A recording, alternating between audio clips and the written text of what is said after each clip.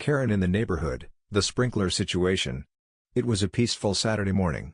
Birds chirped softly, kids were riding their bikes up and down the street, and Mr. Johnson had just turned on his new rotating sprinkler, the kind that clicks and sways back and forth like it's scanning for targets.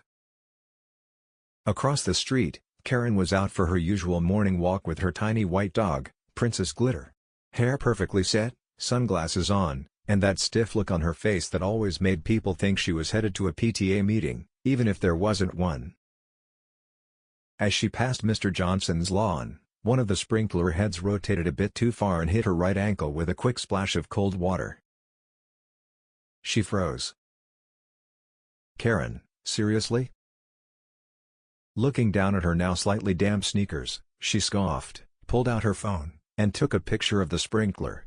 Mr. Johnson, sitting on his porch with a glass of iced tea, waved casually. "Mr. Johnson, mornin', Karen." "Karen, you need to control your sprinkler. It nearly soaked me." "Mr. Johnson, it's a sprinkler, not a fire hose." Karen gave him a tight smile, the kind you give when you're pretending to let something go but definitely aren't. She turned sharply and walked off. That afternoon, the neighborhood Facebook group lit up. "Just a heads up, Mr. Johnson's sprinkler is spraying all over the sidewalk.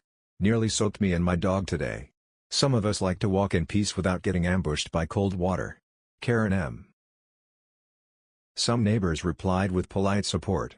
Others, "Not so much." Amanda C. commented, "Karen, it's literally 80 degrees. I'd pay for that sprinkler to hit me." Derek P. joked, "Can we get a wet zone warning sign on his lawn then?" Karen, unfazed, printed out a formal complaint and dropped it off at the local HOA office even though technically, the neighborhood didn't have an active HOA anymore. Sunday evening was the block meeting. It was usually low-key, mostly about recycling bins and whose dog barked too much, but this time, Karen showed up with a plastic folder filled with printed photos and a typed letter titled "Sprinkler Safety Concerns." She stood up in front of the folding chairs, cleared her throat, and began. "This isn't just about me. It's about making sure everyone can walk safely without getting hit by out-of-control sprinklers. Especially the elderly and small children." Some neighbors nodded politely. Others avoided eye contact. Then Mrs. Patel, the sweet retired teacher from 2 houses down, raised her hand gently and said, "Karen, I understand your concern. But it's just water. Maybe next time, just walk a little wider around the yard?" There was a pause. Karen looked around the room. Even Janet, her usual backup, was checking her phone. She sighed, quietly packed up her folder, and sat down. The next week, things mellowed out. Mr. Johnson adjusted the sprinkler timer to run earlier in the morning. Karen kept walking Princess Glitter, now crossing to the other side of the street when passing his yard. No more posts, no more photos, no more folders.